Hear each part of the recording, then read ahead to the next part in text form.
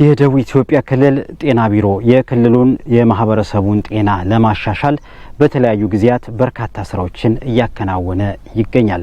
ከነዚህ ተግባራት መካከል በጎረቤት ሀገራት የተለያዩ ተላላፊ በሽታዎች ወደ ክልሉ ብሎም ደግሞ ወደ ኢትዮጵያ እንደገባ በድንበር ላይ የሚደረግ የጤና ቁጥጥር ስራ አንዱ ነው።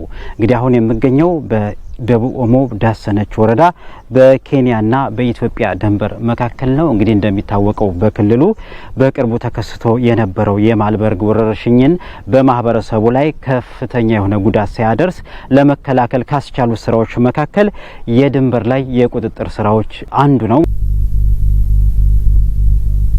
እየገቡ ያሉ ሰዎች እና የምናደርገው ቀጥታ ሄልዝ ኤዱኬሽን እንሰጣለን። ከዛ በተረፈ ስክሪኒንግ እናደርጋለን። ከዛ በኋላ ስክሪኒንግ የምናደርግበት ሰዓት ላይ በእይታና በቴምፐሬቸር ነው ስክሪን የምናደርገው። ከዛ በዘለለ ደግሞ ኮሚኒቲ ድንበር ክሮስ ቦርደር የሚሉት ተላላፊ የሆኑ በሽታዎች ለህዝቡን ማስተማርና ካሉት ውስጥ ከነሱ በእይታ ምን ለዩት አሉ ምናስተምረው ትምህርት አለ።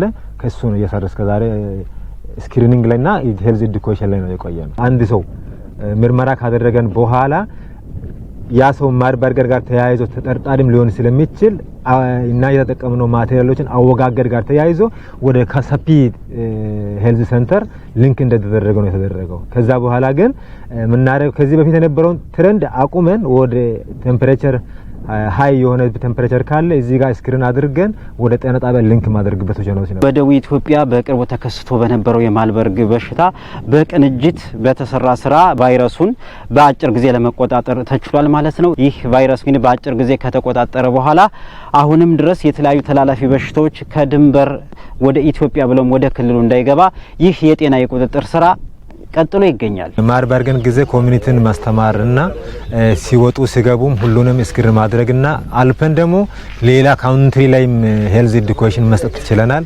እሱን ብቻ ሳይሆን ማርበርግን ከቆጣጠረን በኋላ አክቲቭ ሰርቪላንስ እንደቀጠለ ነው እንጂ እስከዛሬ የቆመ ነገር የለም። አሁንም ደግሞ ወደፊትም ድንበር ተሸጋጋሪ ወይንም ክሮስ ቦርደር ዲዚዞች ጋር እስከዛሬ ኤፒኤችአይዎችም ከኛ ጋር አይወምም የተለያዩ ድርጅቶች ከኛ ጋር እየሰሩ ስለነበሩ አሁንም ተጠናክሮ እንደቀጠለ ነው ያለው። ክልሉ ከኬንያና ከደቡብ ሱዳን ጋር እንደሚዋሰን ያነሱት የክልሉ ህብረተሰብ ጤና ኢንስቲትዩት ዋና ዳይሬክተር አቶ አጉኒያ ሾሌ ተላላፊ በሽታዎች ወደ ክልሉ እንዳይገባ ለተለያዩ ማህበራዊ ጉዳይ በሚገቡና በሚወጡ ዜጎች ላይ የጤና ምርመራ እንዲደረግ አቋም ተይዞ እየተሰራ ይገኛል ይላሉ። ድንበር አካባቢ ላይ የሚሰሩ ስራዎች ወደ ሀገር በተለያየ መንገድ የሚገባውን እኛ ከኬንያ ጋር ከደቡብ ሱዳን ጋር እንዋሰናለን። ያንጋቶ የሚባል ወረዳ አለ፣ ዳሰነች የሚባል ወረዳ አለ ደቡብ ኦሞ ዞን ላይ። እነዚህ ወረዳዎች ከነዚህ አካባቢዎች ላይ ይዋሰናሉና ስለዚህ እዚህ አካባቢ ላይ ወደዛም ይወጡም ወደኛ የሚገቡ ሰዎችም ተመርምረው መግባት አለባቸው የሚል አቋም ይዘን የተወሰኑ ስራዎችን እየሰራን ያለ ነው። የኢትዮጵያ ህብረተሰብ ጤና ኢንስቲትዩት የተለያዩ ድጋፎች አድርገውልናል ያሉት ዋና ዳይሬክተሩ ይህ መሆኑ ደግሞ ስራው ተጠናክሮ እንዲቀጥል አጋዥ ይሆናል ባይ ናቸው። አቶ አጉኔ ኢትዮጵያ ህብረተሰብ ጤና ኢንስቲትዩት ተሽከርካሪ ሰጥቶናል። አሁን እናመጣለን ሞተር ለነዚህ አካባቢዎች ማለት ነው። ስለዚህ ተቋማትንም የማደራጀት ስራ እየተሰራ ነው ያለው።